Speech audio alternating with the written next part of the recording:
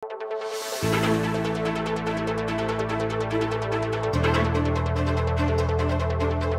naririto ngayon upang ipagbuklod ang pagmamahal ng bawat isa bilang mag-asawa sa ilalim ng batas ng sibil na kasal. Kaya rin ning panahon pamikabori, ikwada ng kinasal reng 40 mi pamalsintang Paris king Balensas Muan, king mera patakasalang bayan ngening Webis, June 27.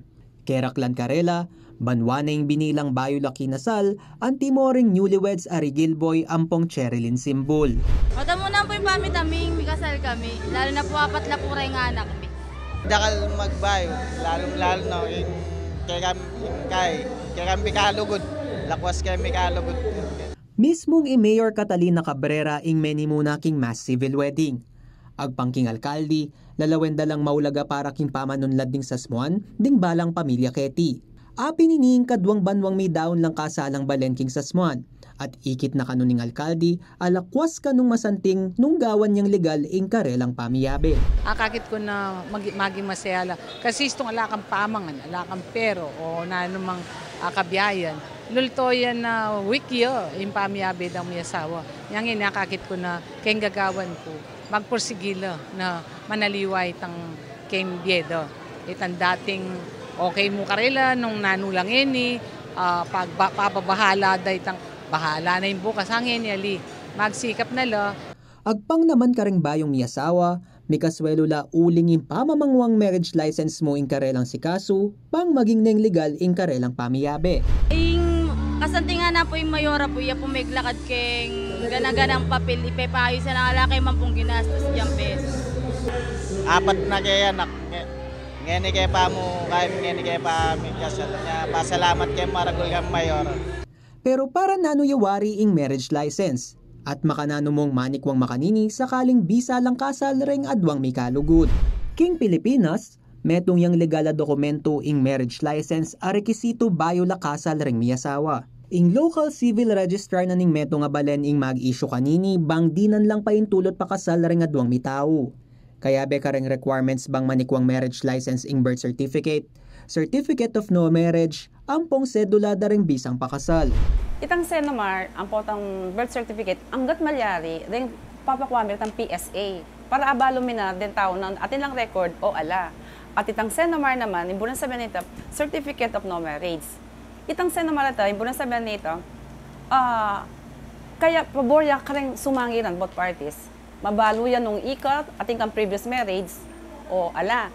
Nung may kaedad lang 18 hanggang 20 metong kareng aplikante na ning marriage license, kailangan da naman mamyaking ausandang parental consent ay bat king karelang pengari, banga sigurong paintulutan din kasaling karelang anak, sumangid na ning mababang edad. Istong edad 21 hanggang 24 naman deng bisang pakasal, kailangan da pamuring manya da biso kareng mas mga tuwarang kamag-anak, king kapamilatan na ning parental advice. Malyari ay achi, iba pa, o nino mang kamag-anak amalyari kang magpaalam pakasal. At nung 25 years old patas na la, malyari na lang ma-exempt kim pamangwang marriage license nung makapamyelang affidavit ang magpatuneng miyayabe na la antimong miyasawa king kilub na ning 5 banwa. Pero aparte karang rekisito sa reni, kailangan la namang kanong mag-attend family planning seminar reng sablang aplikante na ning marriage license. Ang yang at kompleto na nakangan karetang requirements nung walay tang family planning na i-attend me na half day nung walay tang certificate of family planning miya din release in marriage license. Valid yakilub ning 120 days ing marriage license at malyari ang magamit ini mas kinuka rin labisang pakasal keti bangsa ding mika relasyon. Basta any part, ne, pwede na tatalan may tang marriage license, dadalan may, presentame kung ninong mga salge ka, pwede na kang ikasal. Pariya, pastorya, mayorya, pwede. King malagwang salita, metong yung pagganakaing marriage license at tsuya king lalam ning batas ing balang kasal la malilyari keti bansa.